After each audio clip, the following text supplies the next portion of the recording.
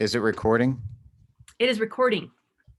All right, here we are on The Blind Man in Black. And I'm here with the sighted wife in white. In white? Well, I don't know what you're wearing, but I thought that would work. Is that a good name for you? No, I don't have anything that's even, no. Sighted wife. I mean, I don't wear one color, so I'm wearing black because that's what we're doing on the podcast. So that's what we're doing. Okay. So you are have you worn black in other episodes? Yeah, probably. I don't know. I gotta apologize. I don't know. I'll have to go back and check. Okay. I got to apologize. I'm a little off. I had that Tdap vaccine and I still don't feel 100%. I'm a little high, probably a little slow. So bear with me. So you're going to have to, are you high from your Tdap? No, I'm high from edibles. Oh, okay. What I want to, so you're going to have to carry this is what I'm saying. I don't have the energy. I'm exhausted by life. And I need you to carry the load of this show. I need to carry this hot load. Oh God. Okay. I'll do my best. I'll do my best. hot, messy load. Okay. Now, okay. It's my show now. You stop. No, wait a minute. I mean, your bandwidth is low. That's odd. Okay. Oh, my. Yeah. The bandwidth just dropped. That's weird. Yeah. Maybe it was your pornographic comment.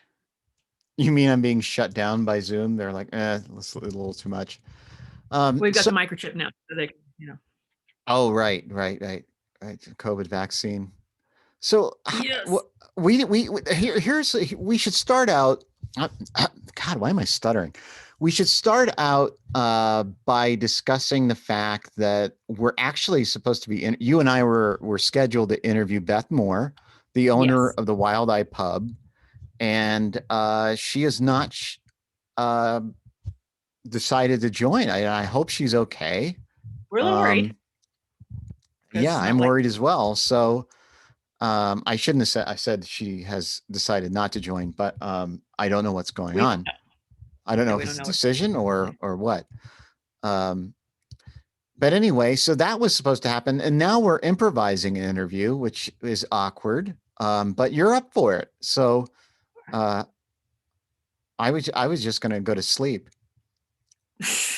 Yeah, my hair looks really cute today, and I didn't want to waste it. So Okay, I understand. Do all this just to watch you sleep, So, you wanted to talk about TikTok, and that's not what I wanted. I wanted to talk about you, but we can talk about TikTok if you want. And let's talk about something that you've discovered about yourself. Share with the world what that is.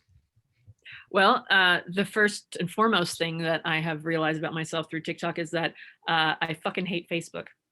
And that's hard for me to say because it means a lot to me, as podcasts may know, because you mentioned this every time. Facebook means a lot to me, but I think there's a lot of anger behind that. I can feel it. I can't see you, but I can feel that anger. Why, again, if you'd like, but I think it's been gone over. Facebook is getting really ugly in general. It has been forever, but definitely this past year. And it just makes me angry and it makes me turn into a jerk. And which is funny because that's something I want to talk about. Wait a second. Don't you have control over your emotions? No. No, you've been married to me for how long? And you don't know that's, no, of course I don't.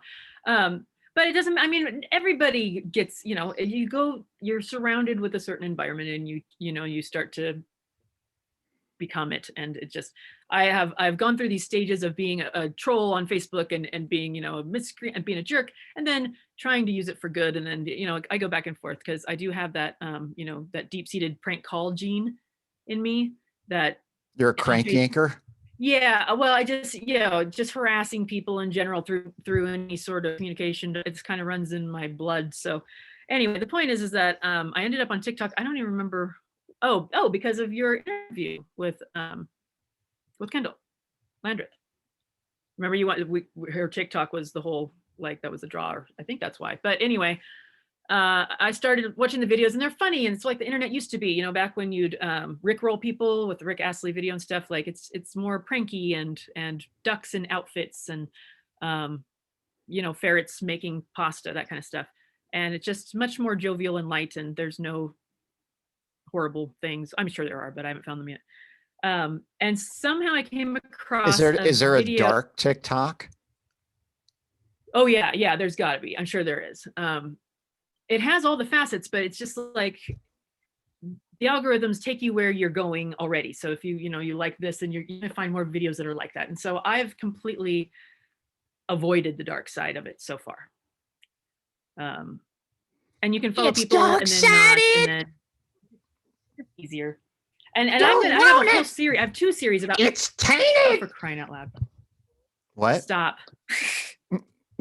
Anyway, your bandwidth is so low. I'm getting a constant like reminder here. It's not affecting me at all. It's fine for me. All right. Anyway, as I was saying. All right, I need to do something here. So I'm gonna turn off my screen reader, but I need you to watch in case Beth decides to join. Okay. What's it gonna show me? What's that? Oh, never mind. Go ahead. All right, hold on. It's like, I don't know why, but it's so odd. Okay. I think I'm okay. All right, go ahead. Well, no, I forgot what I was going to say. God damn it. Okay, go ahead. Oh, I remember. I have a series of videos I want to do about you. That I have 2 series actually in mind. It's just I'm lazy and I haven't started them yet, but I've started taking the videos for them. I've been videotaping you a lot, by the way, when you're talking to your phone. You know, you have to have consent for that. No, I mean, I have to have consent for it to be admissible in court. I can do whatever I want technically, and we're on private property and we're married. So your privacy half belongs to me. So I just have to mention it, really. Like half of my privacy. Now, if I was going to monetize it, yes, I would need permission. I would need you to sign something for me. But I feel like that's easy to get as well. All right. So where are we at? TikTok or so by the way, when I started this, I was mentioning something that you discovered about yourself. Right. So that's when I started talking about you. See how I did that? That's what you do. So I'll get to me. Okay. So I want to do one series of you trying to use Siri because your interactions with Siri are hilarious because I don't know why you have such problems with it, but it's very difficult with you. Let's test it. Hey, Siri.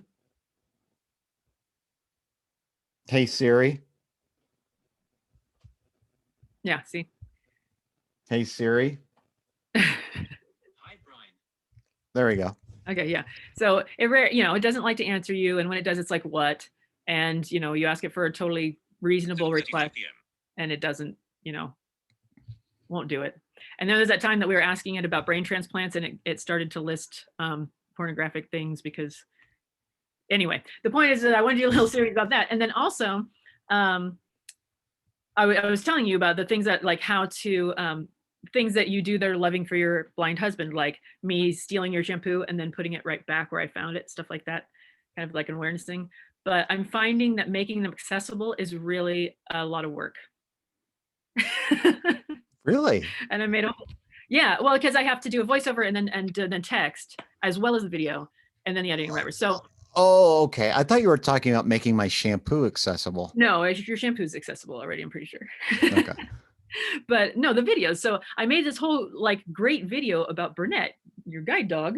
And then I posted it and realized that I hadn't made it accessible. So it's a post about a guide dog. And I had tagged the society, or I mean, not the society, but the Guide Dogs for the Blind, like TikTok, and didn't make it accessible.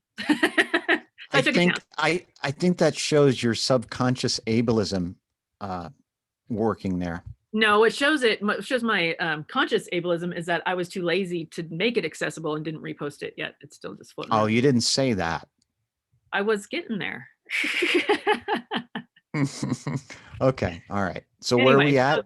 So the other thing about TikTok is that I came across a video about ADHD by someone who has it and was explaining a little bit about it. And I was like, that's interesting because our son, is going to be assessed for it soon. I think they've definitely brought it up, and I know very little to nothing about it. Well, I do now. Are you going to be like in the assessment, like kind of leading towards you? You're going to be like, What do you mean? Oh, when he's like being answering the questions and yeah. instead of him? They're like, "Oh, I totally do." Oh, I'm sorry, not me. I do. Write that down for me. Just take two tallies if you don't mind. Um, uh, but I watched this one video. I was like, "Oh, that sounds a lot like that sounds a little like me." And so I watched another one, and I watched another one, and then I decided I can't self-diagnose from TikTok because that would be awful. So I went onto the internet, the rest of the internet, and read some actual, real papers on it stuff. And I'm pretty sure I have ADHD. That's where I'm at right now, and my therapist agrees. And Can you explain why?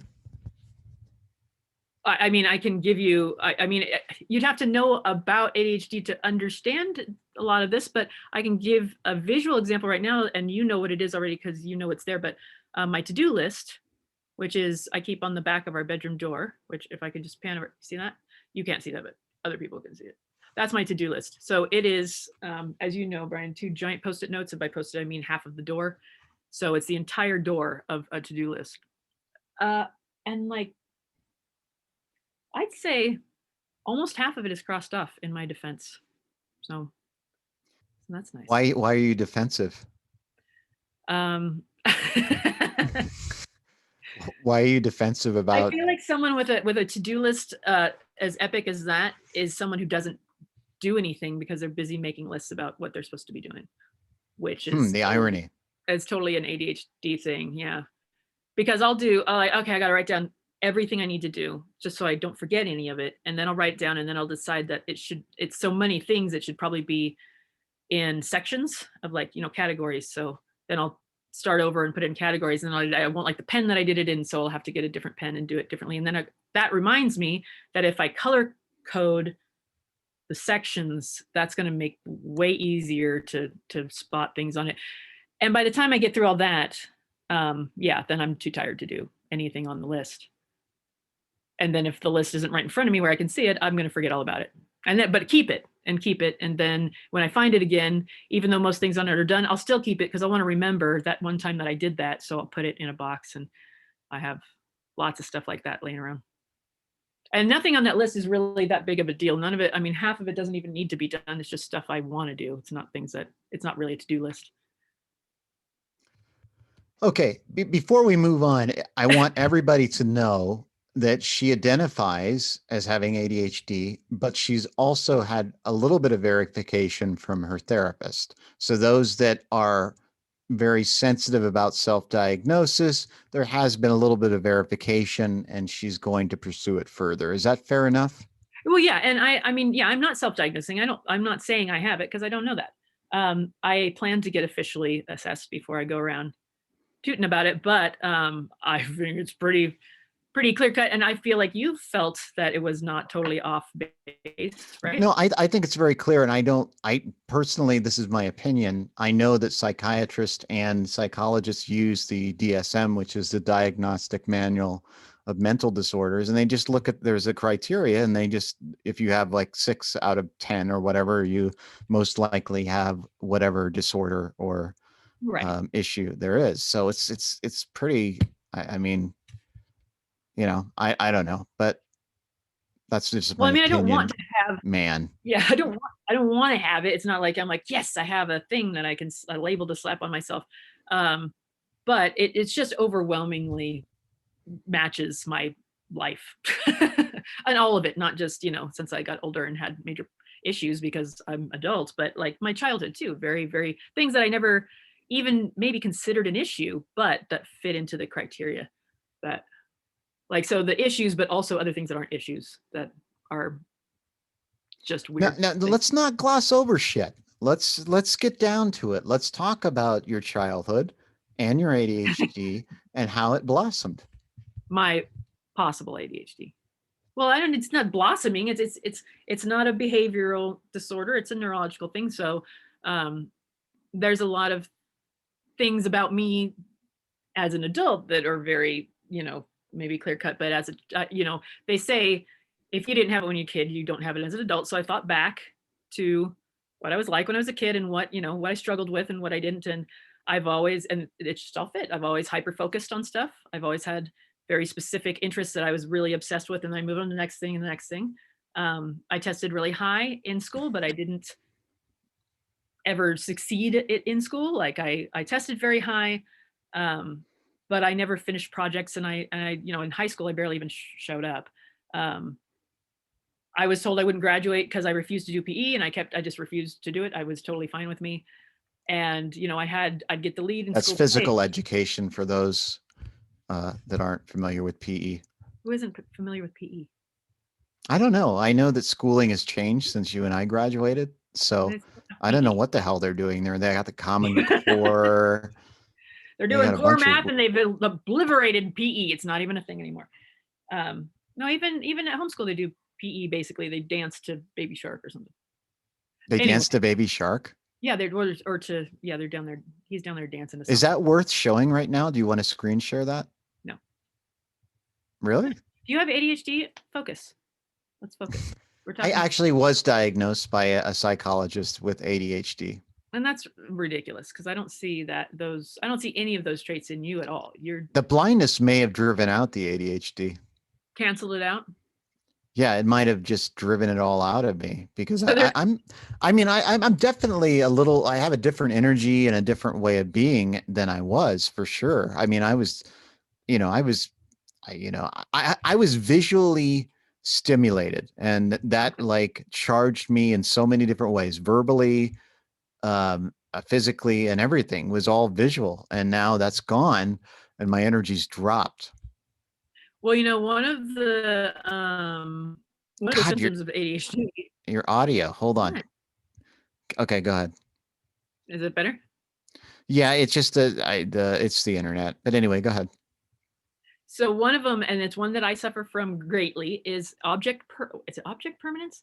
So it's the concept that if it isn't in front of your face, you forget about it completely. So an ADHD trait is otherwise known as out of sight, out of mind.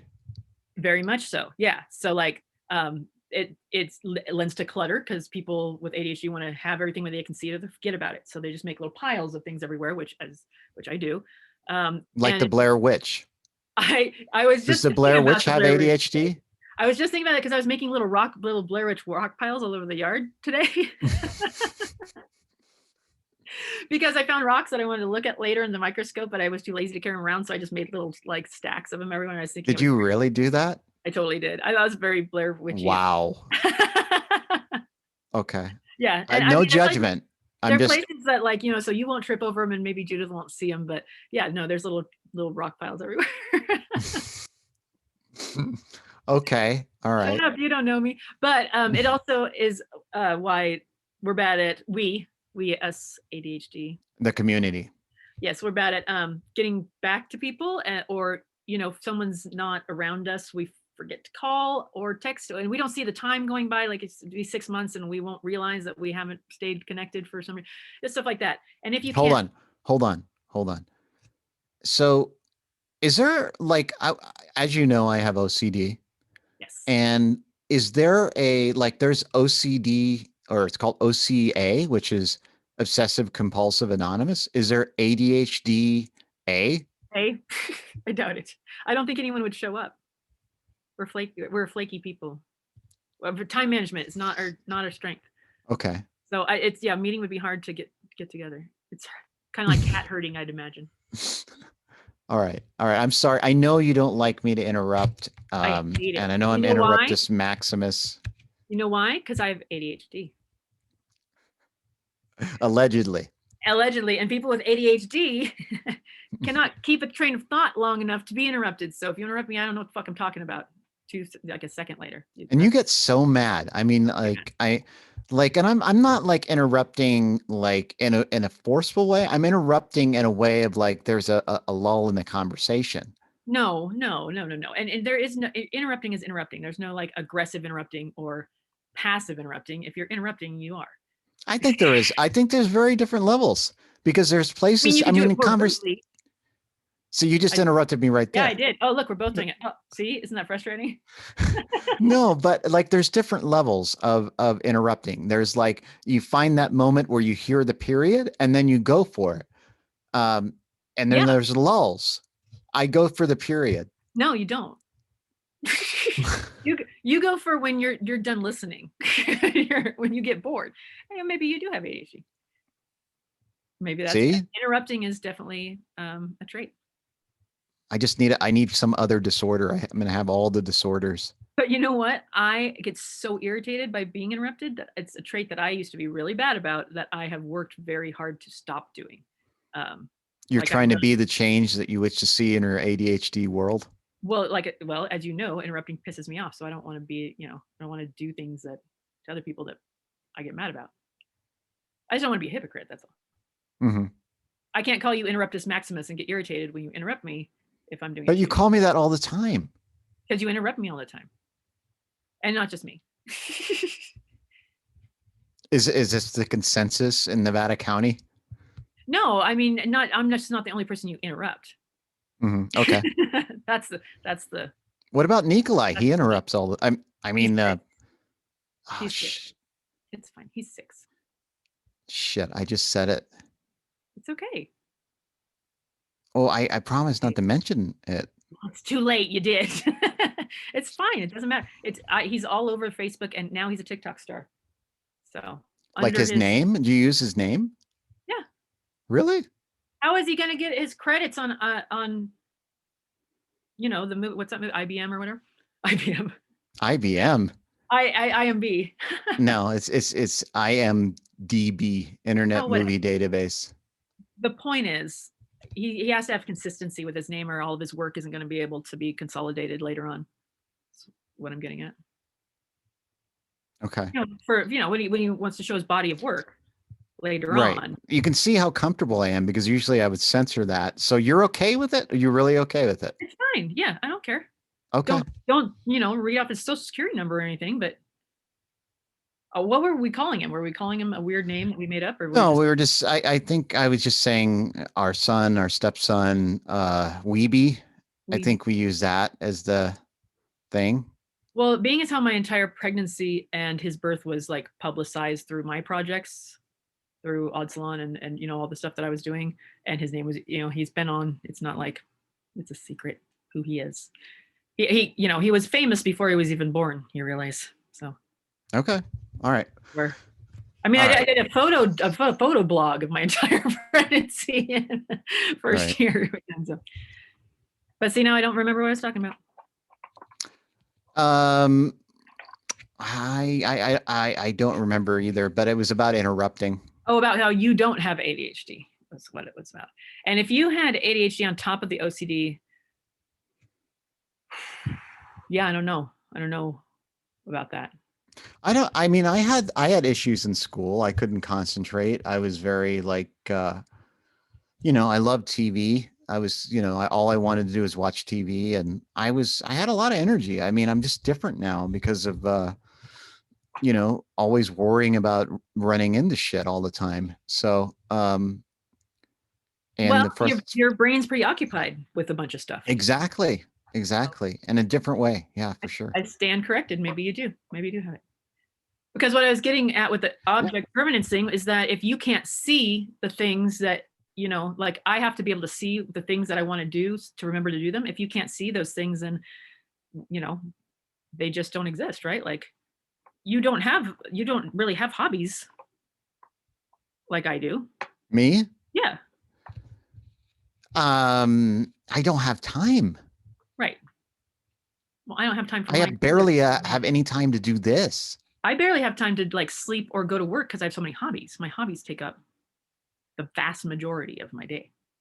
What about starting some kind of ADHD hobby business? Catering directly to people who have a short attention span, so that yeah, exactly. Like all the weird shit, the succulents, the coins, the rocks, the ukulele. Don't forget the ukulele. Ancestry.com. Yeah. mushrooms. Well, there's a whole bunch of TikTok videos with people with it talking about their abandoned hobbies, like how they just have, and how many hundreds and hundreds of dollars they'll spend. Hey, guess what is a major problem for ADHD people? Bullet journaling. Because you have to, I thought you liked it. Why is it a I problem? love it. It's a problem because it's super, it appeals to that like need to have all the things into order. And so it's really expensive. So people spend hundreds and hundreds of dollars on the supplies and then wander off from it because, you know, they lose interest. And I haven't wandered off from it, but I'm not going to tell you how much I've spent on supplies for it. More than fits in a drawer, that's for sure. Well, I think it's worth it. I feel like it brings you peace, and I just like how you act when you're journaling. Am I more? No, do you remember like when we were dating, like when we were in the other house with the greenhouse, and when you were in there working with your succulents, like you were so at peace, you were so relaxed. I had not seen you like that at all in the beginning of our relationship, be like that, and it was because of that activity. Sure. Yeah. And so you bought a greenhouse for me when we moved to this new house, which was what a beautiful, loving, wonderful thing to do. And we built it together, which is also wonderful. But we haven't put the roof on yet. And whose fault is that? Rachel I wouldn't blame anybody. I mean, there's a lot of shit going on, you know. You've several times said we should work on the greenhouse. How about tomorrow? And I'm going to get you up. And I was like, don't you dare get me up. And then it was my fault. But yeah, no, it's my fault. It's my fault. Yeah, yeah, it is. It is. It is. Now that I think about it, yeah, it is. I'm totally, I understand. But that's a typical thing for me is I have this thing I want to do. It's a great thing. I'm capable of doing it. I work really hard to learn how to do it. So I do it right. I start it. I get really close to finishing it. And then, oh God, it just, either I have something else that's being more interesting or it just, this finishing it feels exhausting. It just seems like it'd be hard, even though the hard part's already done. But we have to get a ladder and I'm like, oh, I got to go all the way up there and get a ladder. And then I got to do all the little tiny stuff. And then I might have to move some of those bricks, you know, like it's thinking about the next steps. That's exhausting. Okay. How deep do you want to go in this interview? Because I feel like we could use this as kind of like some therapy shit. You know what I mean? Like we could like get you're through. my therapist. Is that what No, you're we saying? could work through some stuff. Like us, like our couples issues. Yeah. Let's talk about why you get into bed without drying off after the shower. That's what I want to talk about. Why is it coming back to me? Because we've been talking about me for a while. Now we're talking about you.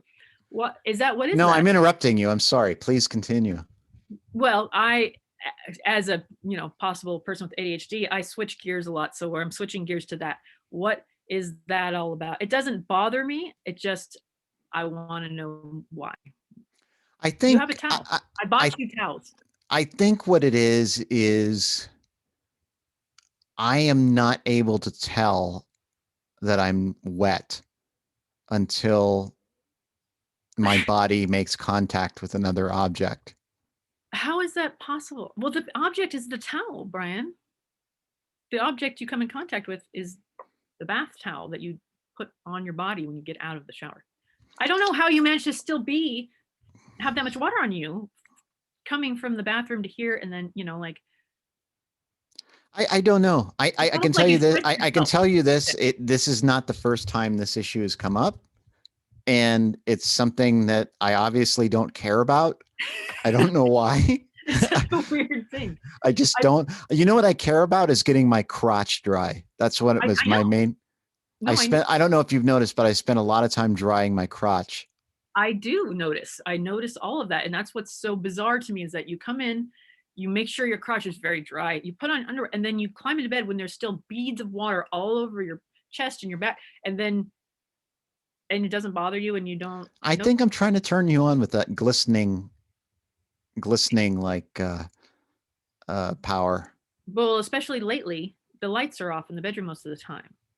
And but we have our mood lighting. We have, yeah, but I can't see the glistening really, especially when you're under the covers. It's not really glistening through the covers. I feel like you can. I think that the issue is that you're always on a device and you don't look at me. Oh, I see. Coming back around to TikTok, I see. And I think that's what happens because I have these eyebrow hairs that every time I go in to have, I go in to have my hair cut. I'm always getting an eyebrow clipping as well. Well, I think you need to talk to our hairdresser about your eyebrows then. It sounds like that's her fault. Yeah, but you don't come to me and say, sweetheart, you have some eyebrows that need some trimming That is or not, ear hair or whatever. I have ear hair, and I would I do have ear hair. See, that's what I'm saying. You don't okay. notice. You have hearing devices in your ears. I No, don't. but there's it's on the There's outside. not I like don't. hair I like don't. sprouting out from around your devices. That's Let not. me explain something to you. You may not know this, but men, when they get older, they start growing hair out of their ears, Mm-hmm. and for me, it started at 35. Uh-huh. And you're not interested in this topic, Because it's obviously. bullshit. No, because you know why, Brian Snyder? Because you have ear devices and you wear thick glasses, and I do not. I can't see your eyebrows. Did you And say thick glasses? thick glasses? Yeah, yeah. Like That's not true either because oh, I don't even I don't wear them to bed anymore because they're useless. do I have to pull up the videos of me trying to catch you being funny with Siri that I've been taking to prove that you go to bed with your glasses on? Do you know how much? If How you often, want, and if you know you what? You take them off, but you put them in the bed. It's not like they're on the side of the bed. You put them on your chest and then they roll off. I find them on the floor all the time. We're gonna get in a fight for this podcast. Is that what we're doing? well, that's good radio. So no, I don't, and I don't notice that kind of stuff anyway. I mean, you always ask me like, well, what color was she wearing? Or, well, did he look like he was sad? Or, well, when did they work at that place? And I don't care. Like, that's one of the things that I pay attention to, really. You're a detail oriented person, and I'm not. Because the details say a lot. I don't care, but you know, like, But the irony, you know what the irony is? You are a incredible writer, and you have enormous detail, and your metaphors are beautiful. Ocean of booze, that was beautiful. well, I mean, I can make up metaphors about your eyebrows all day long, but will I notice if they are unruly? No, Why don't you not necessarily, unless make up a metaphor about my eyebrow right now? and unless if they were unruly in a way that I felt was poetic and I wanted to write something about it, like if I was describing you and I was staring at you to like get Can and I his ask you? unruly eyebrows were like waves on the sea of my heart. Can can you see my eyebrows right now? When you do that, sort of, they're Now, pixelated. you told me, you know why you're backtracking because you said you could see my eyebrows because Am of I my back? Because you glasses. lifted your eyebrows up. Yeah, like that. Yes, I can see them now. They're always like this. No, they're not. And the other thing is that I'm rarely looking at you when we're talking because I have ADHD. And another trait of ADHD people is they have to be doing more than one thing at a time. So I'm often, And that used to irritate me a lot because I a felt like lot. you weren't present. I was like, and especially early on, because like when we moved in together, I'm like, is this what it's going to be like? You're just going to be on the device and not talking to me?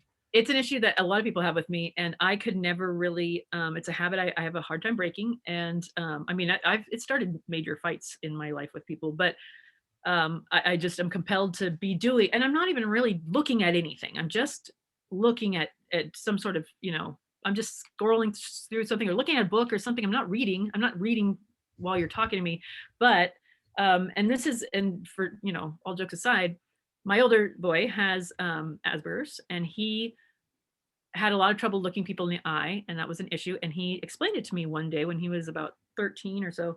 He said, "Mom, your face distracts me when you're talking because I'm watching it move and I'm trying to read your mood, and I'm trying to, it's just very distracting. And so if I want to listen to you, I fix my eyes on something that's, something that's fixed, the wall or the floor or something over your shoulders so that I can actually hear what you're saying instead of being so concerned with what your face is doing." And that made perfect sense to me, and I stopped giving him a hard time about it. So when I read that that's an ADHD thing as well, that made perfect sense because I don't know why I'm compelled to do that. But to listen to someone else, I have to be doodling or writing down what they're saying or, skimming other words or something. It helps me listen. If I'm staring at someone while they're talking to me, I'm busy looking at their face and wondering what I'm going to say in response. And, well, wait, you're not listening. Listen. And I get nervous and anxious, and I actually stop listening because I'm so concerned about listening. Like I'm trying to make myself sit still and listen without fidgeting and make my face make those faces that are like, I'm interested in what you're saying, but I am interested, but I can't. That's just all so distracting to me. I stop listening. So yeah, and I'm not joking. That's actually true. And it irritates the shit out of people. And I know that, but I'm sorry, I wasn't listening. oh my God. So let's talk about something because there is something I want to ask, and All I've right. been wanting to ask you, and it is ADHD related. So can I mention the bath? Will you allow me Yeah. to mention the bath? Okay.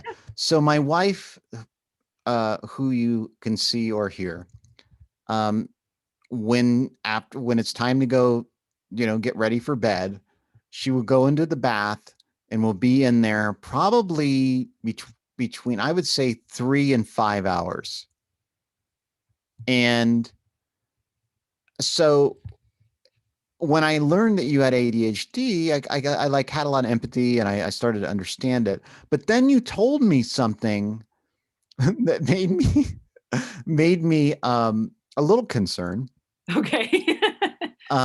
because and I go back and forth with shit all the time because I go, well, I like this is important to me, and then other times it's not, and it depends on my mood. So like when I first heard it, I started thinking about it, and I was kind of sad because I think you said to me one of the reasons you're in the bath so long is because you're like researching or doing something online, and you're chasing dopamine, right? Chasing the dopamine. Right. ADHD is a lack of dopamine. It's a low level. So in the past, I've asked, I said, could you, because when we first moved in together, you would come to bed at like 12 or 1 a.m., right? Which And wasn't then, so bad. and then it got later and later. And Yeah. then it became later and later and later. And like last week, it was 5 a.m. Yeah. And, I was having issues last week.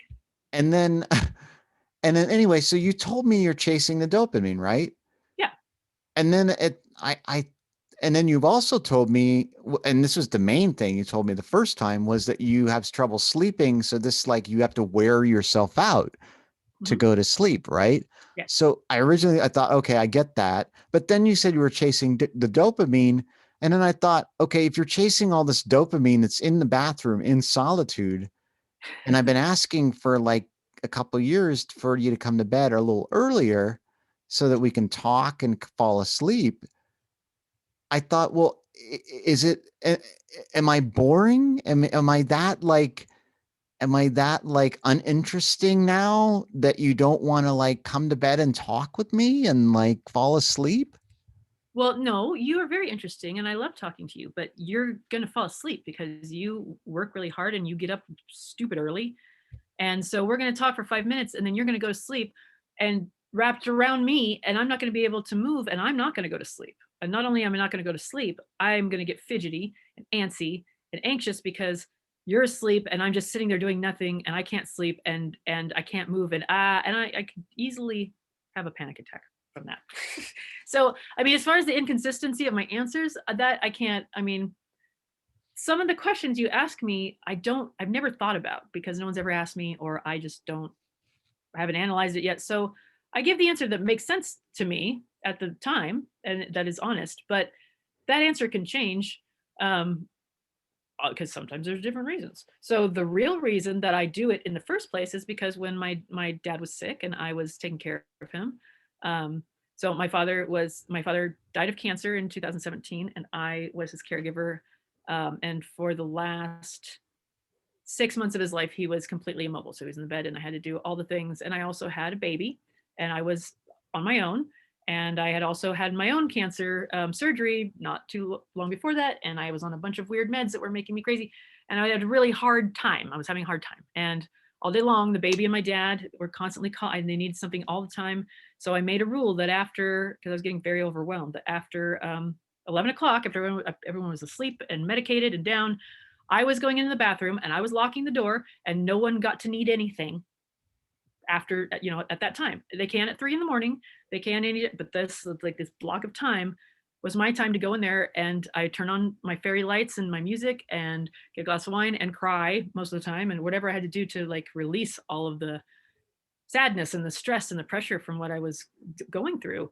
Um, and it was the only time I had to myself that I did anything for myself. The rest of the time was just changing diapers and feeding people and keeping medication straight and making appointments, and it was horrific. So I kept that habit after my dad died. I kept taking a bath every night and doing the fairy lights and making it be like my special Rachel time. Um, Now, since we've been here, I haven't had, I mean, been through some stuff and we've had some stress, but nothing like that, like nothing like what I went through right before I met you. Um, and so I have this like, the anxiety isn't there and the need for it isn't there as much. So I go in there and I start doing things. And I know you've asked me like, who takes that long? Like, who needs to take a bath for 3 hours? What are you doing in there? And I thought about writing down every single thing I do in there so you could see how ridiculous it is, but I'm just compelled to do random stuff, and I'd lose time. And well, the thing is, like, I get once in a while taking a long time to, taking a while in there, but this is like every day. yeah, because every day I'm around people all day and I feel overstimulated all day. But I feel like you like the overstimulation. You like being around people. You like socializing. I love people and I am a social person, but I get worn out by it really fast. So, like, did you see how cranky I was when we came back from Sacramento? Like, I loved being with the people what we're doing, but I get overwhelmed easily. And I mean, you ask when I was performing regularly, I would have to go in the back and have like, I'd have to go hide frequently after being in the crowd and talking to everybody and be on stage, and then I'd go hide and have to, re-energize real fast. I'd have to tell everybody I'm disappearing for a minute, just don't come find me, and lock myself in a room in the back because I needed a minute to. If there's too many people talking at me at once, or I'm an enigma, Brian Snyder. I don't know. Wrapped in a puzzle. Yeah, I just am fucked up, I'm just kind of crazy, but but I and I love all of you, and I'm not bothering anybody else, and I'm not getting interrupted, and I'm thinking things out, like I'm usually pondering about whatever I'm trying to sort out at the time. My job situation at the moment was what had me up at 5 the other day, so well, let me ask you this. How do you feel like complex PTSD interfaces with ADHD? Well, I've been diagnosed with that as well as bipolar disorder, which was that diagnosis was removed or whatever changed. And that is something else that I've read, is that it's very common for women specifically with ADHD to be misdiagnosed with bipolar disorder or with, major depression or anxiety or all these other things, OCD as well, because women present differently. Like, wait a second, are you saying OCD is something that people are misdiagnosed with? Okay, well, I know I have OCD. There ain't no way around it. Oh, that's totally a thing. Yeah, you definitely have OCD. I have COCD. What, chronic? No, complex. Complex OCD. Yeah, it's complex. I've been around a lot of people who say that they have it because that how people do that. Oh, I'm totally OCD because I totally alphabetize my CD collection. Mm-hmm. But no, I've never seen like, no, you're the real deal for sure. It's fascinating. I'm fascinated with your OCD, by the way. I follow you around watching you like, what is he doing now? That's interesting. See, I that's why I love you. You embrace it. You embrace my disabilities, and that's why I love you. Well, the OCD, I mean, it's hard. I worry about that one because I know it's hard for you. Like, I can tell it's very difficult to deal with. Well, the truth is it goes away when things are not stressful. The problem is things are always stressful with the pandemic and my work, and I've seen it where, there'll be sometimes in the past, it would be years it wasn't really an issue, and then it comes back with a vengeance, and it's about control. And when I feel extremely out of control, like I do now, the obsessions and compulsions become worse. Well, yeah, I've seen it. It's been flaring up lately. Past few months, I've been seeing it kind of Yeah. rise and fall. But how much does it suck to have OCD and be blind and then go through a pandemic where there's germs everywhere? Like, that's not helpful. Bad timing on the Yeah. pandemic part. Yeah. But yeah, no, I didn't understand OCD at all. I've seen the shows of people trying to get over it, whatever, but watching you deal with it has been interesting for sure. Yeah, no, and I do embrace it because it makes you that much more interesting. Thank you. Thank you. Puzzling even, because sometimes some of the things that, some of the tics that you have, I'm just like, what does that even mean? What is he checking right now? Give an example. The coffee pot. When you make the coffee, you bring the coffee pot to the water cooler, and then before you put water in it, you turn it upside down and you like rub your hand around the bottom of it a certain amount of times, and then you tap the handle when you turn it over a certain amount of times, and then you pour the water. And I don't understand what you're checking for on the outside of the bottom of it. There's several things happening there. One is how I experience. It's probably the interface of OCD and blindness, but I feel like I'm disappearing. I do not feel like I'm here sometimes. I feel like I don't exist. Like I literally am not within time and space. And so a lot of times when I feel that way, I have to reach for something and hold on to something and touch something and feel its texture to know that I'm alive. And so that's part of it. I'm not sure why I give a shit about whether, I mean, I think maybe I'm just concerned there's old coffee in there or the water, it's not clean. Those are factors. Yeah, but you're on the outside of it, so that wouldn't tell you anything. And it's upside down, so you'd know if there's something. Oh, no, I'm just making sure there's not anything else in there. I don't know why. That makes no sense to me. I'm just making sure there isn't any water or old coffee in there. Oh, okay. Yeah, it's very measured, like there's a certain amount and it's very slow and I do you think that feeling like you don't exist, and do you think that's maybe why you interrupt so much? Your bandwidth just went low and you were distorted. I think I heard it, but maybe you should say it again. I said, well, do you think that feeling of not existing, like you're not anywhere or diamonds, is that why you interrupt so much? That's partially a jab and partially an honest question. Like that just occurred to me that maybe that's. I don't feel like I interrupt. I think maybe I interrupt you because I want to make you laugh, or Does it make me laugh, Brian? Do I ever laugh? but sometimes. But one of the things that you fell in love with is that I was exasperating and exhausting, and sometimes I like to give you a little bit of that because it. Right.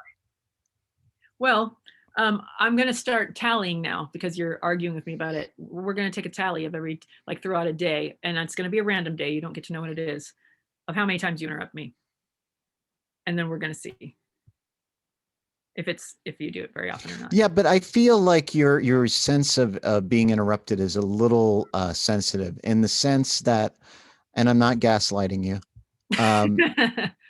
In the sense that I feel like there's often I will interject in a moment when it's appropriate to interject.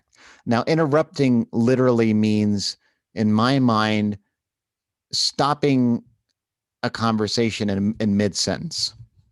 I think that's one aspect of it. I think it's stopping a sentence before there's a period, which you say you don't do, but you totally do. I feel like I'm interjecting after the period. Did I just have a period there or a comma? That was a comma. Are you saying what just happened just now? Yes. Yeah. Well, I feel like we're in a rhythm, so I'm just going to start, like I'm texting. I'm just going to start talking and I'm say period when I'm done, so that comma. So. Oh, please don't do that. I don't need to hear the punctuation. Are you going to become that person? Please don't. There's also changing the subject immediately while interrupting, like, hey, so I went to the store today and I was going to pick up some, by the way, did you see that thing on Facebook that I posted earlier? Like you're like, you don't even care what I'm about to say. You're not even feigning interest. You're just like, That sounds like something I don't want to hear at all. Anyway, I had something on my mind that I want to get out there. And it does, and I am sensitive to it. You are absolutely right. I'm oversensitive to it. That is true. And I'm not gaslighting. I'm not. I want a realistic assessment. It irritates me because I forget what I'm going to say, what I was saying. That's the main thing, is that I say a lot of stuff that isn't important. I yammer all day long about random shit that nobody cares about. I understand that, but I will forget what I was saying in a second if you interrupt me. And second of all, Yeah, you know the word. Feel like it's still talking. It makes me feel like you don't want to hear what I have to say. Like you have something more interesting that's been, you know how they say when you're in an argument with someone you don't see, he wants to so bad. You want to so bad right now. When you're in an argument with someone, it's said, they say like, don't spend your time trying to think of what you're going to say in response. You have to listen to the person. I feel like you are kind of in your own place wherever Brian goes, and then you just interject with something that you're thinking about because you haven't even been checked into the conversation half the time. And you know, maybe that comes from me talking too much, which is valid. You could, period. Thank you. I was waiting for that.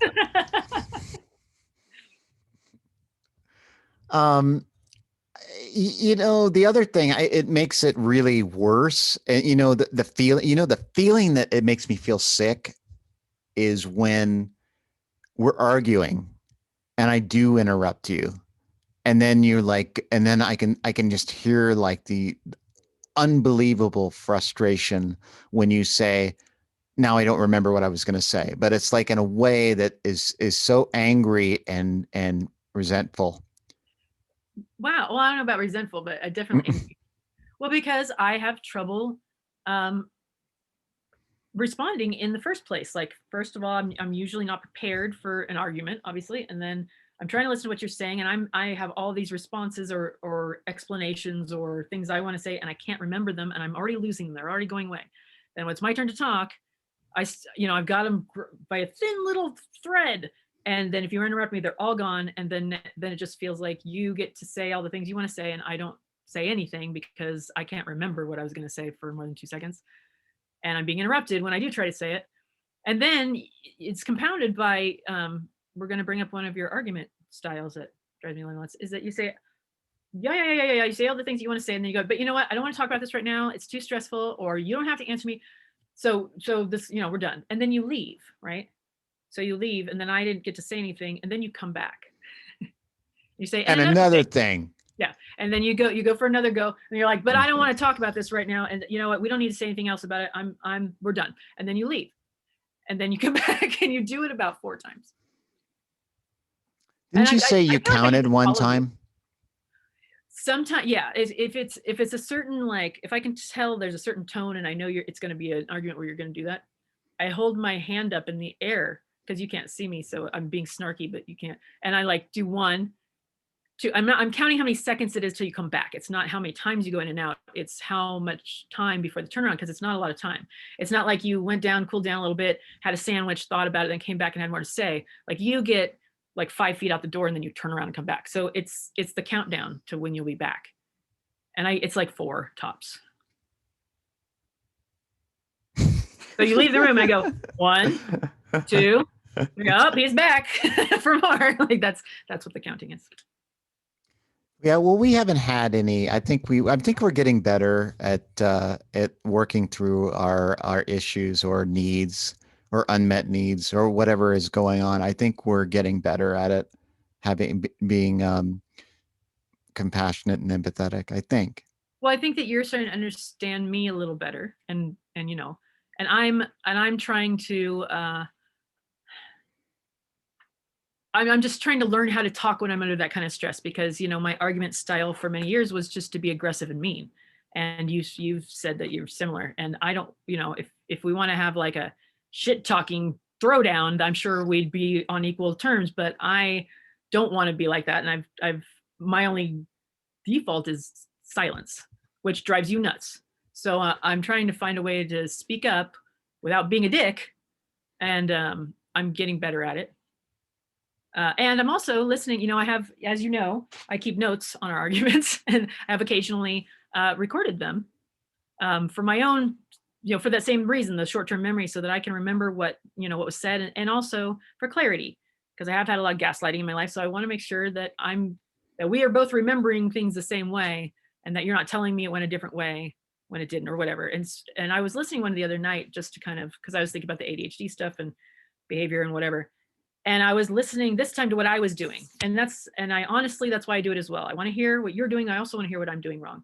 And I mean, I'm not saying anything. I'm totally stonewalling you, but every once in a while I throw out a little me, like a little snotty like thing. And that's all I'm contributing to the conversation at all, is like silence. And I thought you were using nonviolent communication. So, Beth is calling right now. Oh, okay. I feel like it would be awkward to put her on the answer. Yeah, because I don't know what's going on. I hope she's okay, but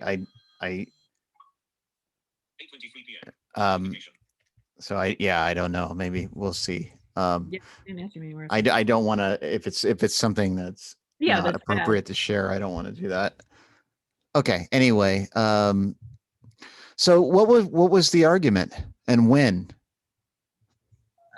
Well, it was, that particular argument was, I mean, I've only recorded like 3, and they were all in the same period of time. They were all like, I think right before you went to go get Burnett. Yeah, right around that time when we were arguing a lot. We had this like little 6-month patch where we were really having trouble getting along for some reason. And the argument was about, it was about the baby, and about how I was handling certain things that had to do with him and his father. And I was not happy with the way you were talking to me, and you were really not happy with the situation.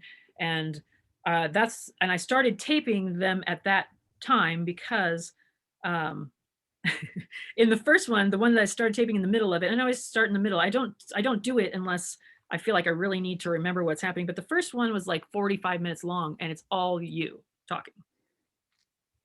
I talk for 45 minutes long. For 45 minutes straight, yeah. With very little interjection from me.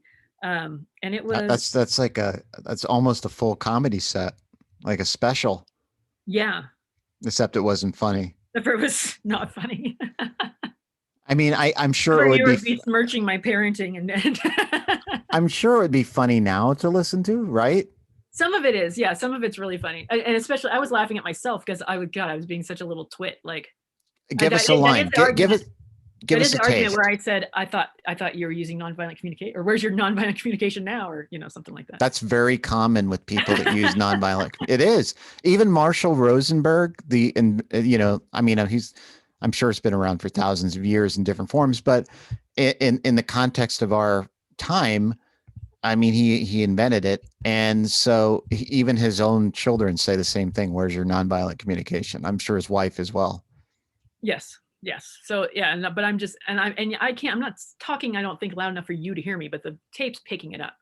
And I'm like, me. You're like, because I'm trying, and it's because I'm trying not to get mad. So I'm like making it light in my head so that I keep my temper down, because I don't want to lose. Yeah, but I don't think that was light. I remember you saying that, and that was that you were just trying to. I was trying to point out my faults. No, I tried to hold back, like flipping out because I was getting angry, but because I have a bad temper, and I try to not subject you to that, which means that sometimes I'm flippant, and maybe it seems like I'm not taking it seriously, but it's that I'm not trying to turn into a lunatic and scream at you. Or at anybody, just because that's my problem.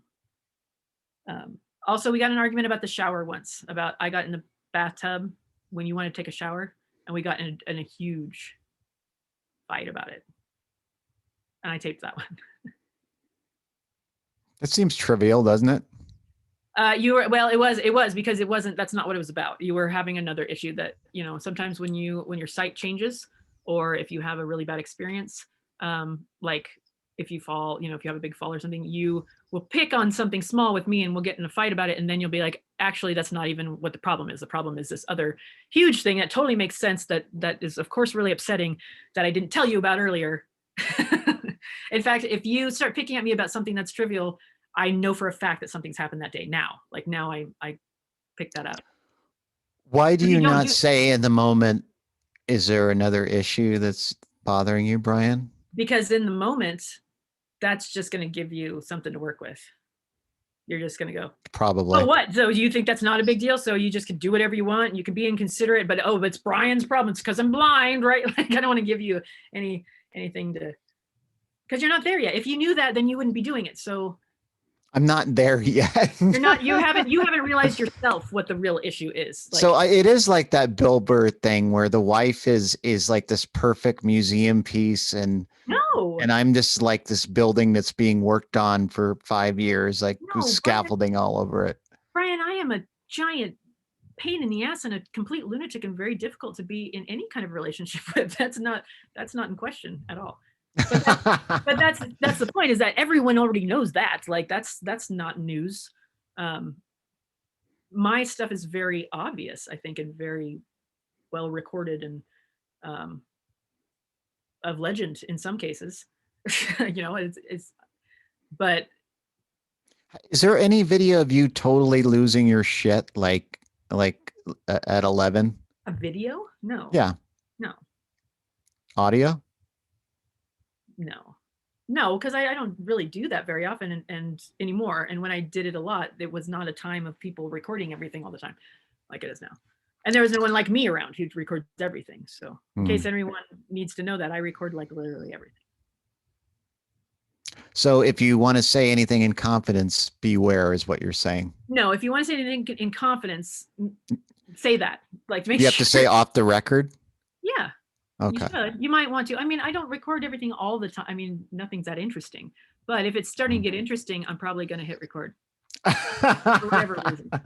Whether it's good or bad, like, it doesn't have to be like, just because we're in a fight doesn't mean I'm recording it. And just because we're not in a fight doesn't mean I'm not.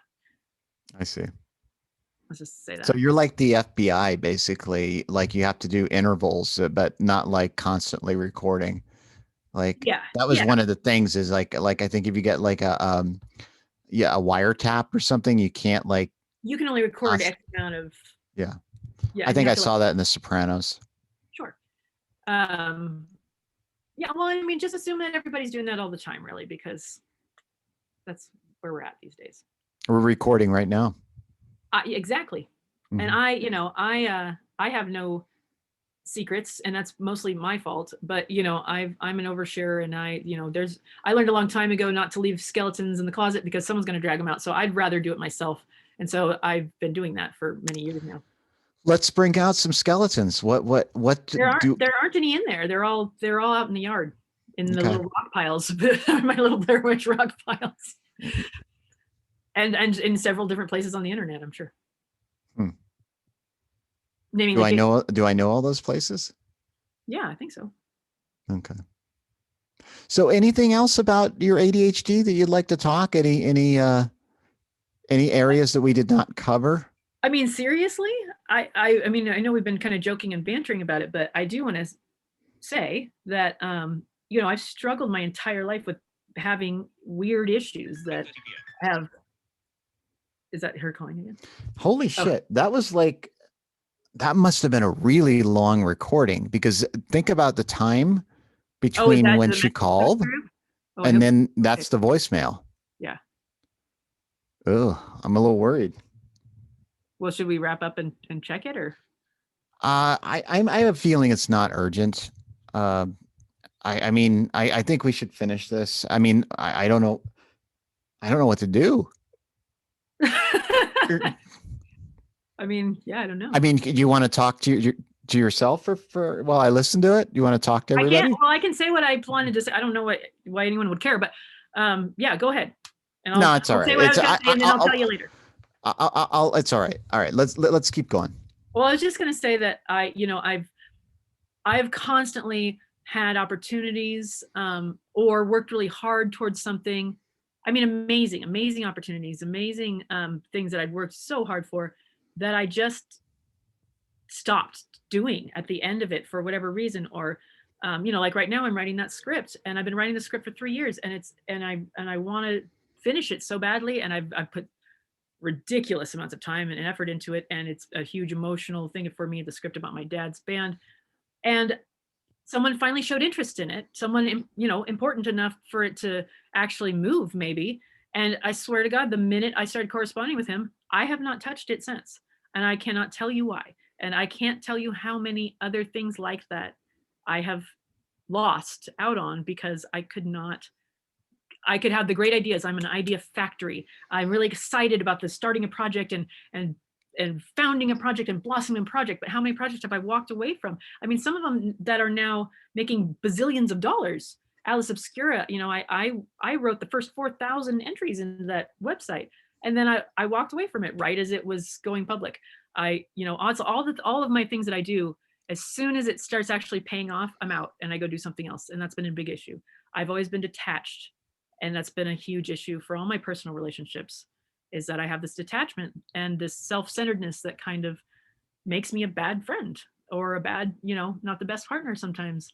um, I have Well, all these interests that distract me from things that are more important, you know, and these are all things that I've always thought were personality problems. Like I'm lazy and I'm selfish and I'm flaky.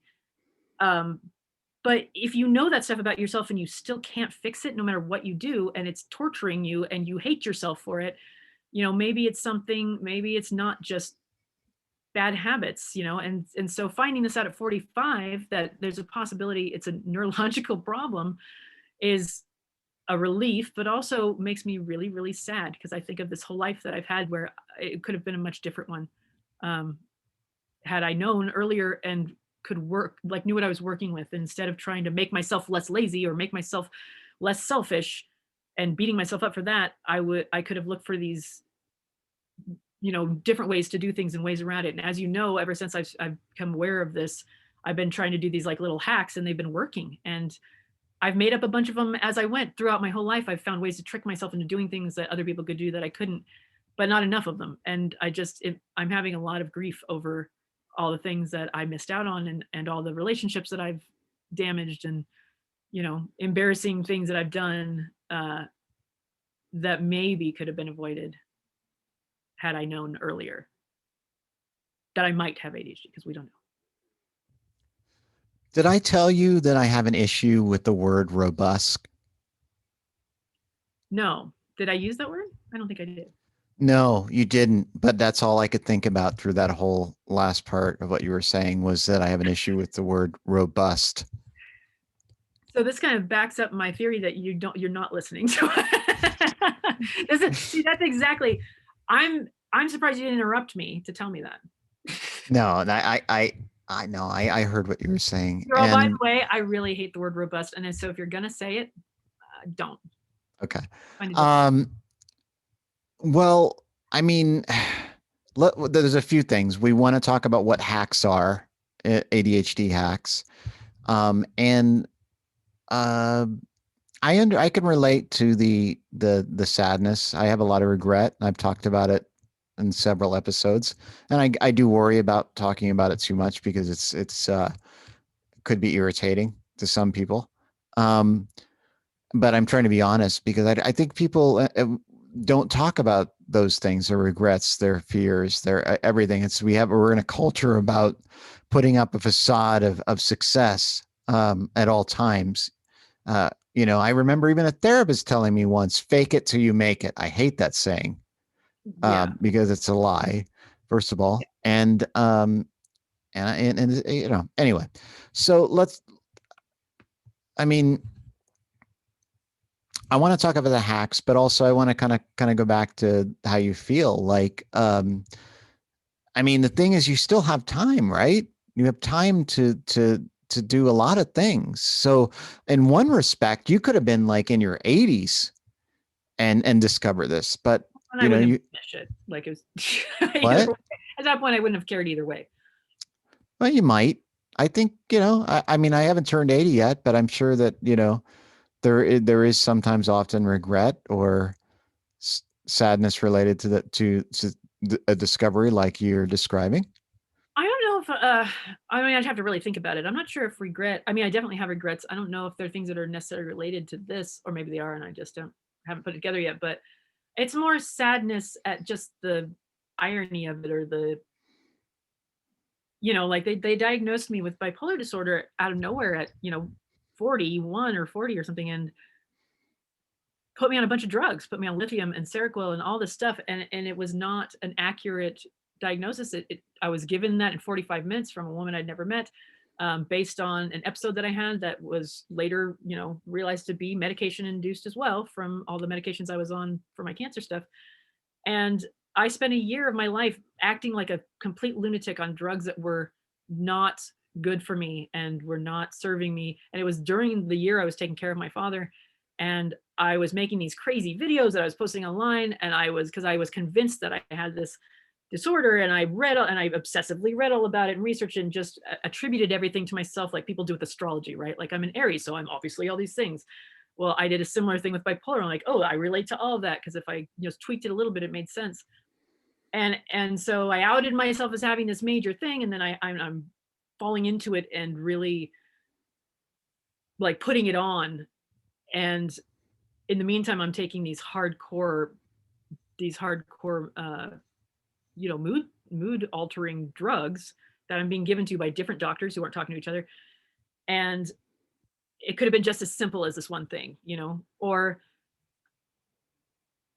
everything that I just beat myself up over for so long, even the bathroom thing, like I beat myself up about the bathroom thing because it's upset you really a lot, that I wasn't coming to bed, and why can't you just force yourself to get out of the bathroom and come to bed with me? Well, And I couldn't, and I was like, why am I such an inconsiderate asshole that I can't just do this simple thing for this wonderful man that I love so much? Just fucking get out of the bathtub on time.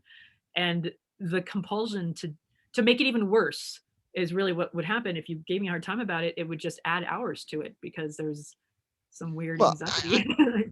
to be, honest, what I think what it is there's a lot going on in our life. One issue is you have issues with the county that we live in, and then you're not in the place that you want to be, which is in Alameda County, and then and in relation to the chasing the dopamine, the time just I get concerned that you're not happy, and so it worries me because I'm thinking, oh, it's like it's escapism, it's trying to escape this life that we're in, Oh, you and the that's bathroom? why I worry about it. You worry that I'm escaping my life A little in bit. the bathroom, in the bathtub? Well, I mean, not now that I know that it's ADHD.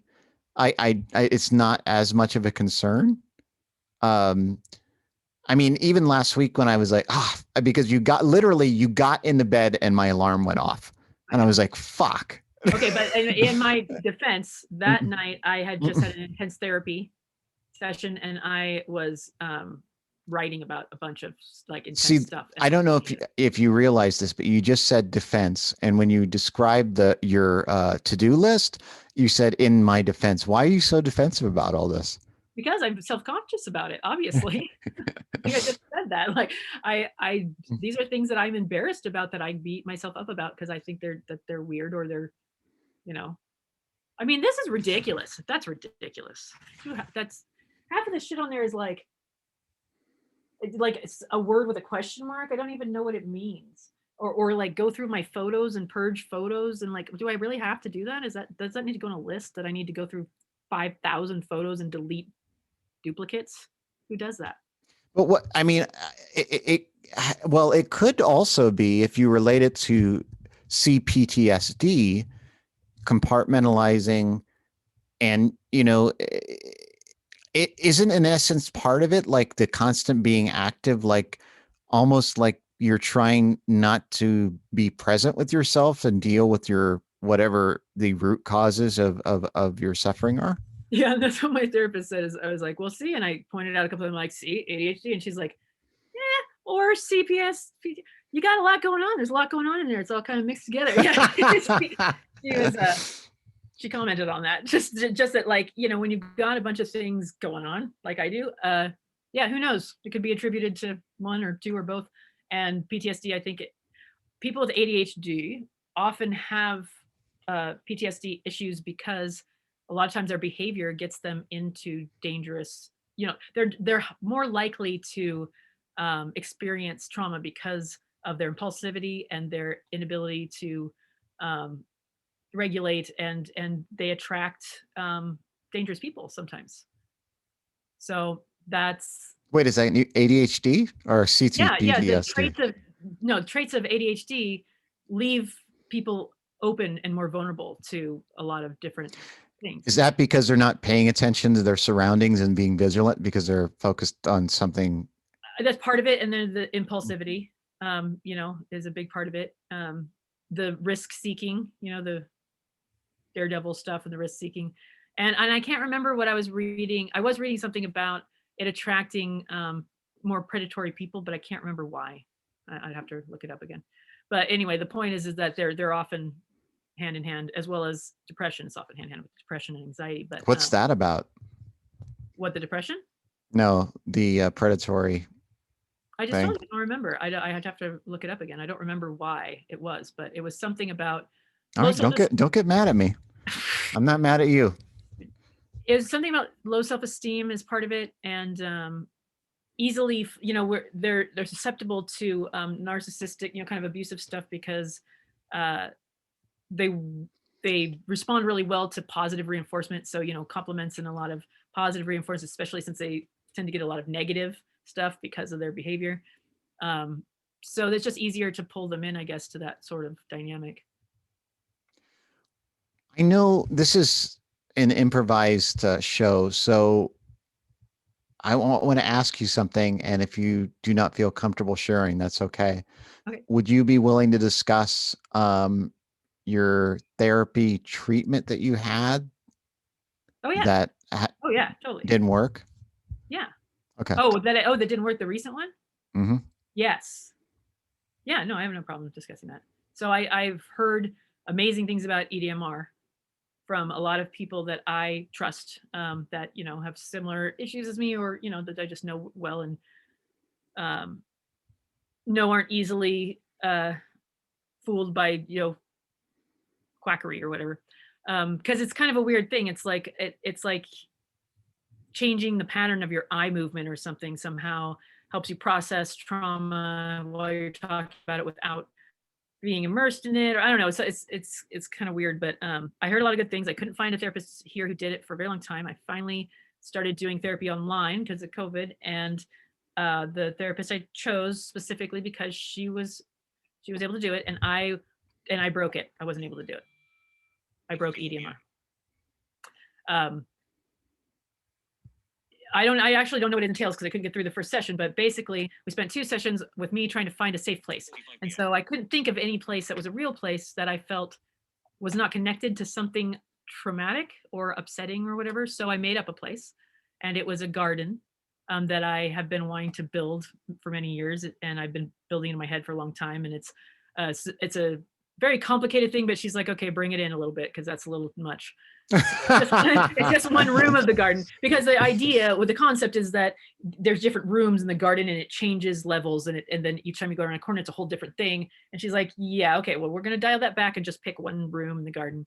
So I picked one room and I put in a Japanese maple and a koi pond, and and I did all this designing of it and then explaining it to her so she could help me go there. And then she's like, okay, go to your place. Okay, so you hear the water and you hear the birds, and this temperature is around 70, and it's just perfect, and there's a light breeze and it smells like fresh grass. And I just burst into tears and started crying. And she's like, what's wrong? And I don't know. I didn't know. And she's like, oh, well, this is weird. I've never had this happen before, which made me feel great. Uh, and so she said, well, this is not a response I've ever had. I don't know really what to do, but I do know that we need to stop right now. And I'm going to talk to my colleagues about it and see what they say. And then I'll get back to you on it. And so, as you know, I spent that whole week just a wreck because I was so, oh, great. I can't even do that right. Like, I broke EDMR, like, fantastic. She's never seen this before. She's in her 60s. She's about to retire, but she's never seen this before. She worked with trauma patients all the time. Like, what the fuck is wrong with me? And I guess from the reading that I've done and what she said, she kind of came up with after talking to her colleagues or whatever, was that there's a couple different things that make it impossible for certain people to do that. One of them is, oh gosh, what was it? There's ADHD.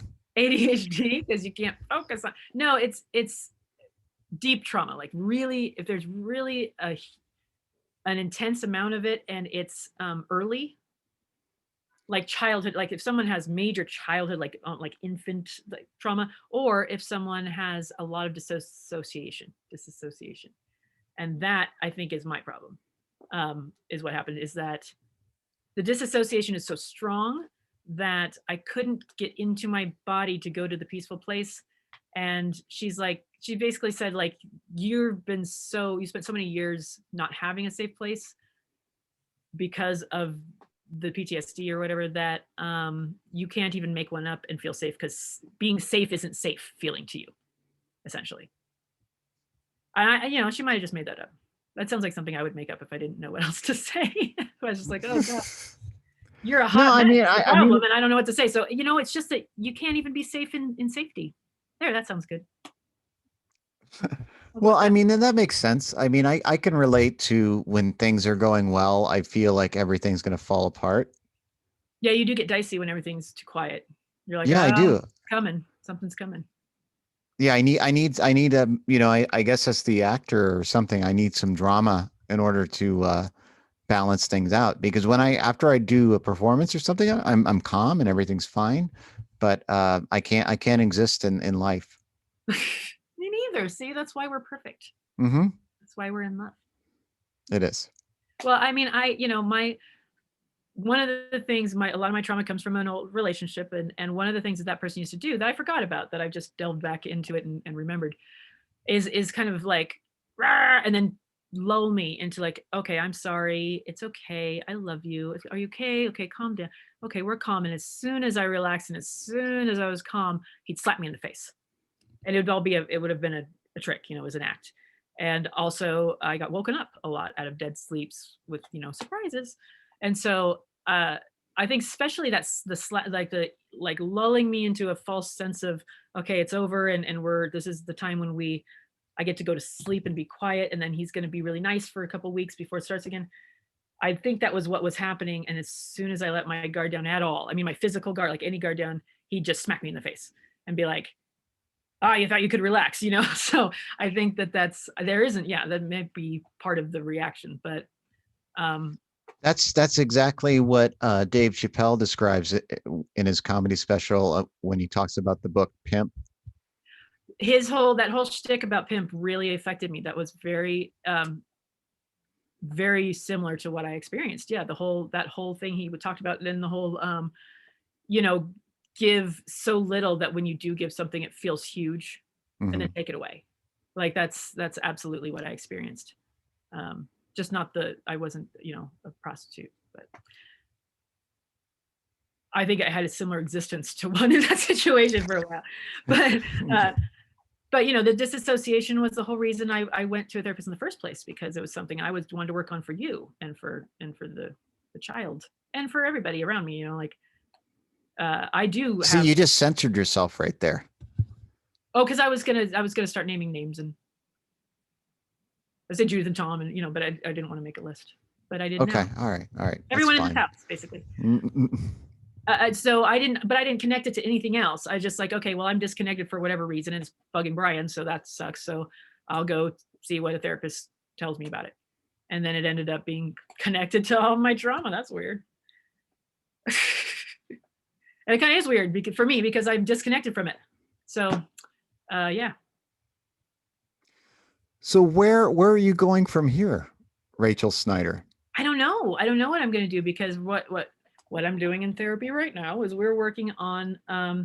She basically said, you masked so well. None of this past stuff that that's coming up now.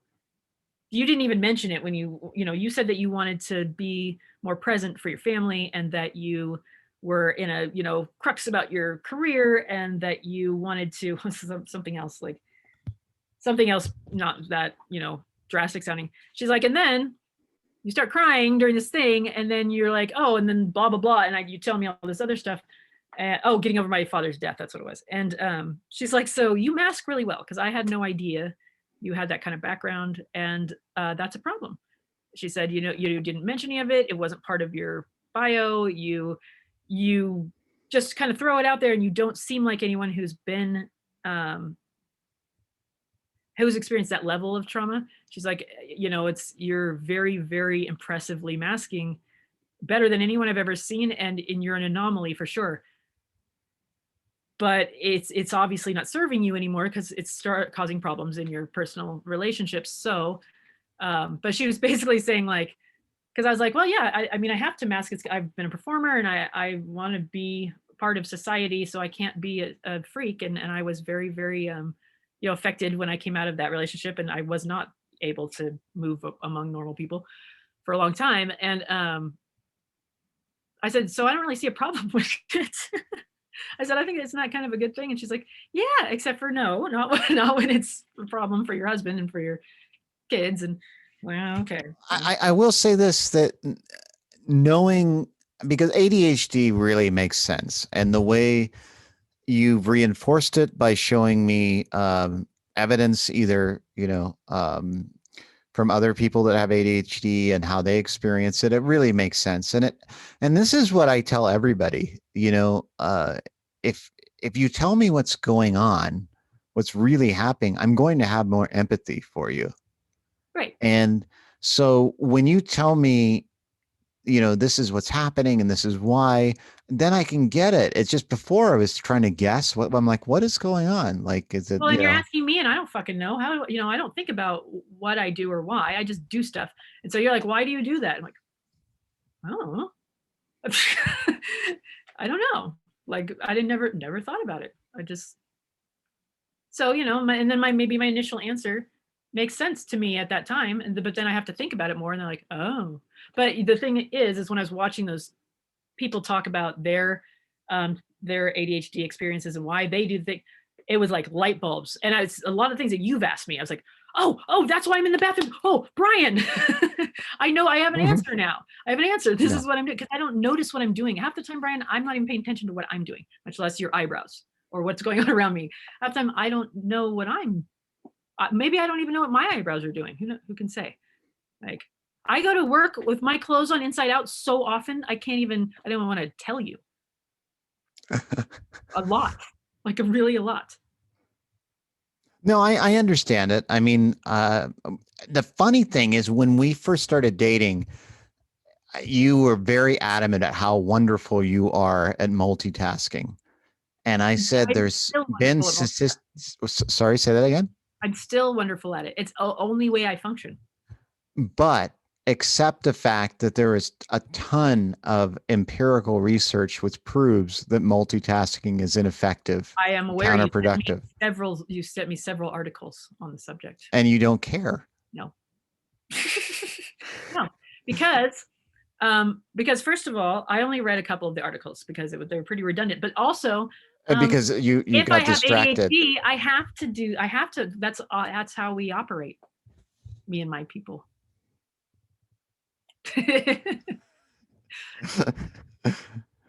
So once again, how are you going to move forward? Oh, I don't know. I'm at a complete dead stop at the moment. I don't know.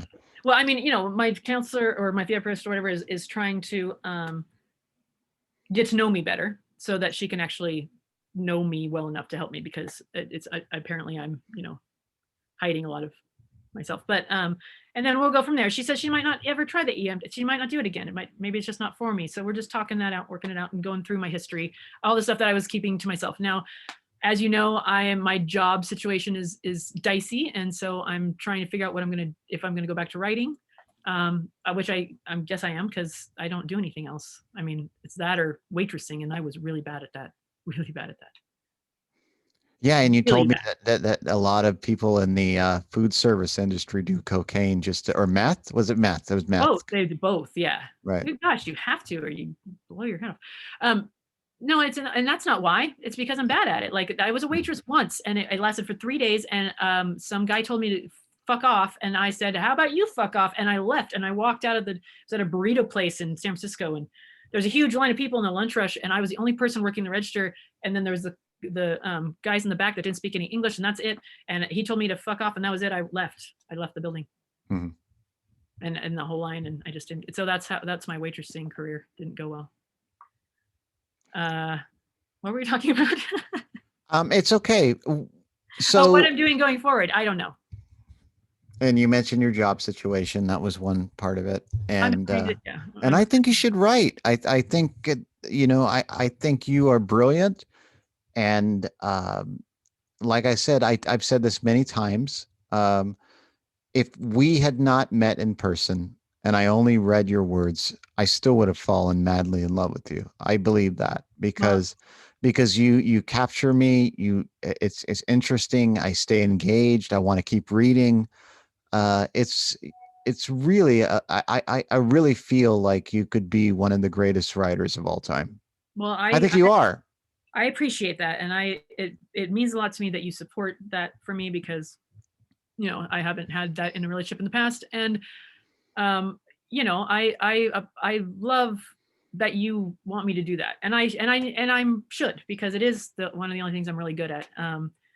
And I could get a lot better at it if I worked at it a little bit more, but it's counterproductive to what you're asking me for in our personal life, which is more presence. Because to write professionally, I have to hyper focus and completely immerse myself, and you will not see me. You think I come to bed late now? Like half the time I come to bed late because I am writing, and that's when I'll be Well, like, you can't talk to me because I'm thinking about my story, and it's all I'll talk about, and it's all I'll do. And if anytime you speak to me, it'll be interrupting my train of thought, and I'll be irritable. And I mean, I'm a stereotypical like ridiculous writer, moody. well, I'm willing to give up a few years, uh, if if if it will facilitate you doing what you love.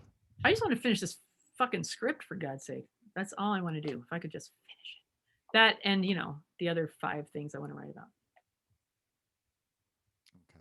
Well, I'll be Well, writing about the funeral industry soon enough. So a that's tell-all.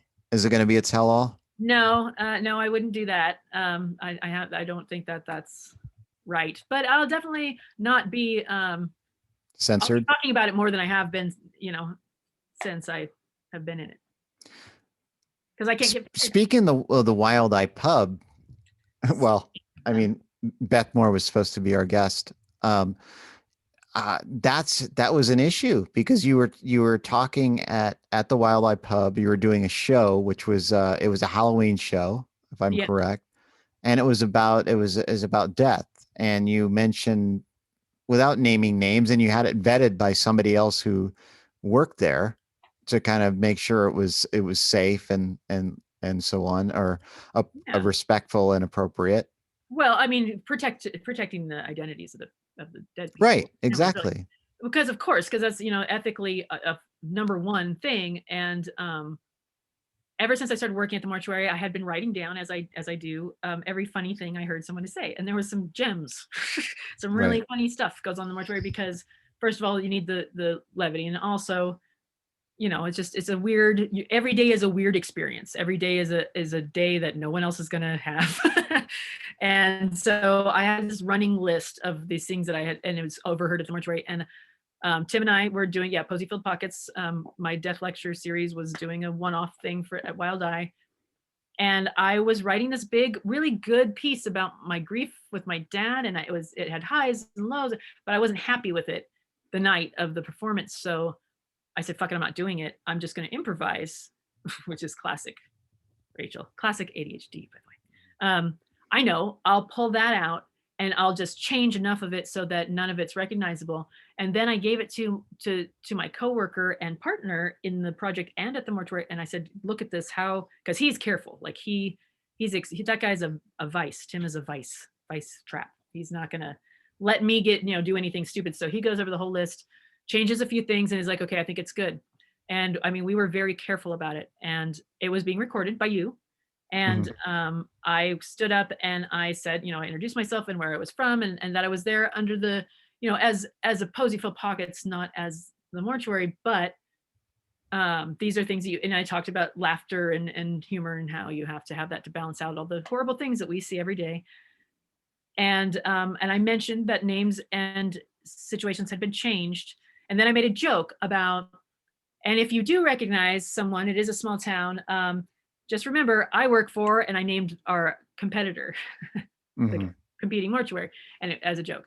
And then I got involved in some local politics, as I do sometimes, and was being aggressive, as I am sometimes, and making enemies. And someone found that clip, and Beth Moore was also doing similar. She was being outspoken about the same things I was, and someone they are going after her, and they had gone on her Yelp page and written fake reviews, and they were kind of doing this cyber attack thing on her.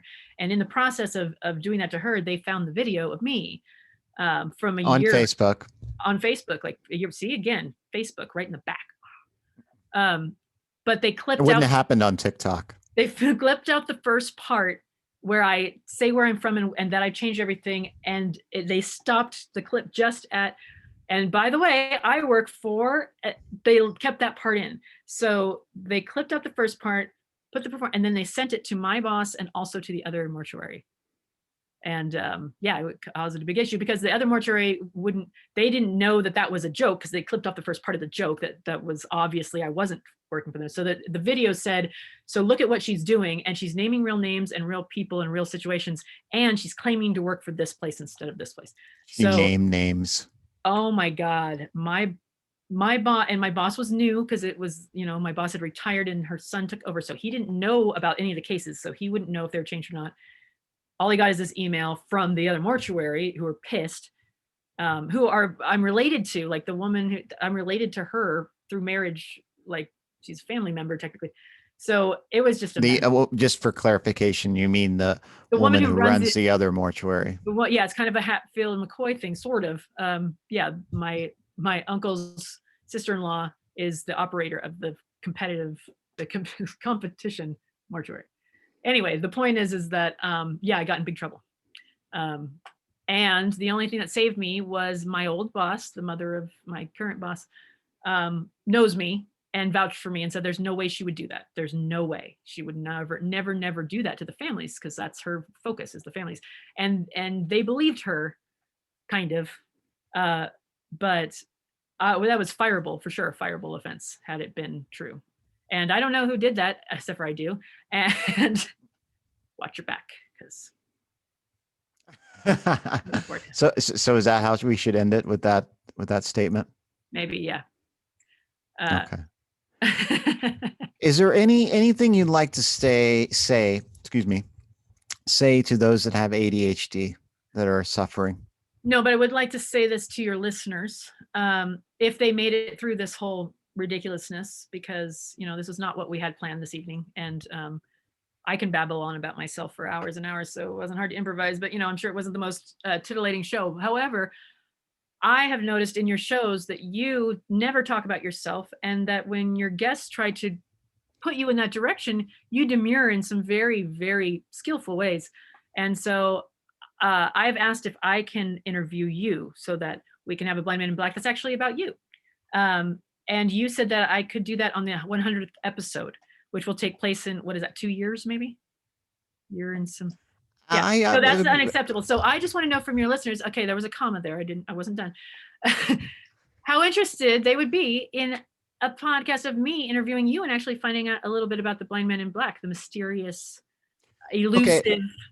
Well, why don't we do this? Why don't we, for those listening, react to, if you found this through Facebook, react on Facebook, share it, and react on the YouTube channel,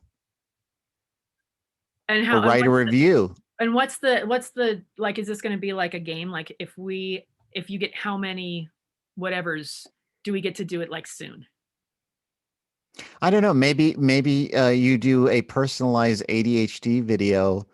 I just did one. That's what I just did. Wasn't that what we were just doing in the bathroom? No. What I mean is, you could make a personalized ADHD video for someone, whoever wins. I don't know how they would win. I mean like that. What I mean is, if we get 10 likes on this post, we do the interview with you, like, not in a year and a half. Okay. Relatively soon. Like, you're keeping the bar really low. 10 likes. It was a suggestion. It was not. Okay, I see. 10 is a little low. 12. How about 12?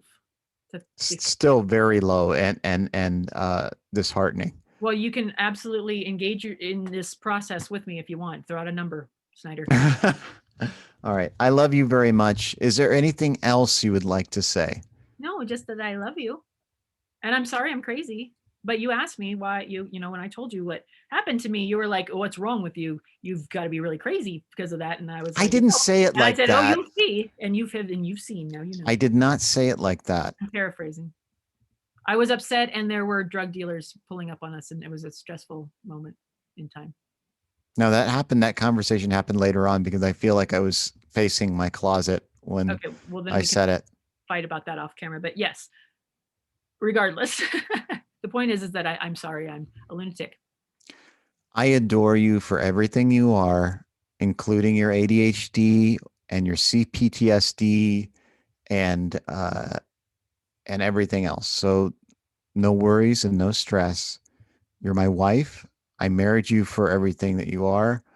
And this is a line from that I stole from somebody's wedding. I'll love you for everything you are and everything you're not. I also put it in the porn movie that I wrote. It's in the beginning. So I totally defiled their wedding vows by putting it in a pornographic movie. And that is why I married you right there. All right. All right. Well, this was the blind man in black with the sighted wife in white. That doesn't work. You don't like that? No, because I'm not wearing white. Okay. I mean, we'll work on it.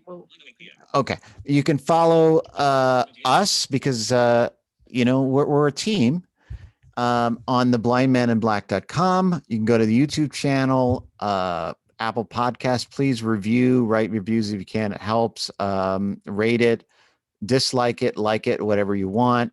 You can like it and then hide it. It doesn't matter because we'll just stays. So. Or send it to your enemies, as my friend John Huck does with his podcast. He weaponizes his hate mail. Sorry, I interrupted you. Period. Hate mail. Ask for hate mail. You should ask. Yeah. That's exactly what I need to end my day with. Or advice. We could give advice. I give great advice. All right. I love you. We're gonna have an awkward ending. All right. Awkward. Here we go. More awkward than this. Oh shit. Hold on 1 second. I gotta turn my screen reader back on. Now it's really awkward. Oh boy. All right. Hold on. Oh, right.